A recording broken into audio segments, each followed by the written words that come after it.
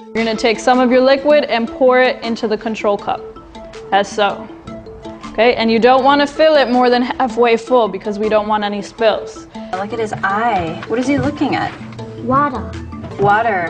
What do you think he's looking at in the water? Look at the picture. His reflection. His reflection. Explicit and implicit. I want you to see that half of the things that we caught from your book clubs are explicit and half of them are implicit. So where would I write that answer? In what part of the chart? Christina? Middle. In the middle, where it says estimate, right? Let's zoom in on the level 1 students. What would you say are some of the learning needs? Think of what you modeled for them and try to think of how you would revise that. I would have to do a lesson that didn't stream from estimation to measurement. Nick felt hurt because the black didn't want him in his town. What was the emotion? Hurt. I have to experience 2 learning curves. 1, how to be a teacher, and 2, how to relate to my student population. My mentor, Mr. Georgilakis, has been wonderful on both counts. Look at the way you wrote really. What can you tell me about that? It's in capital letters. What type of learner do you think you're targeting with that? A visual learner. And I think all these smaller components, whether it's our questioning techniques, a few of the visual models we're using, that's all part of differentiating instruction, and that's all doable. Tell us explicitly this time, why is he sad? Just looking at the development of myself as a teacher, I couldn't have done it without this consistent collaboration with my mentor.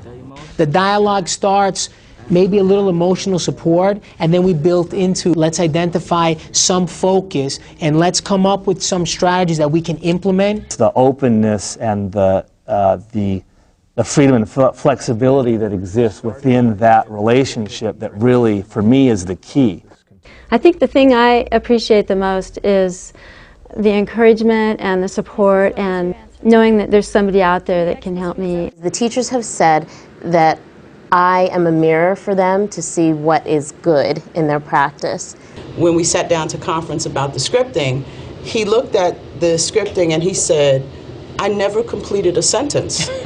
No wonder the kids don't understand what I want from them.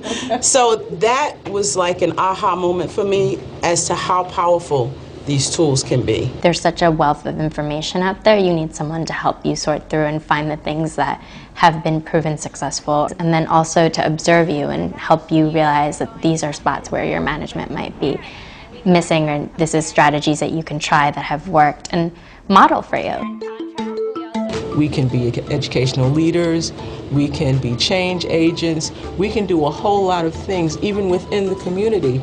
And just by networking with other mentors, with other regions, with other coaches and other people in the profession, you know, our influence is so widespread. I can't wait to the day that I do go back into the classroom and actually use these same strategies. If I knew then what I know now, I think my kids probably would have learned a lot more and achieved a lot more.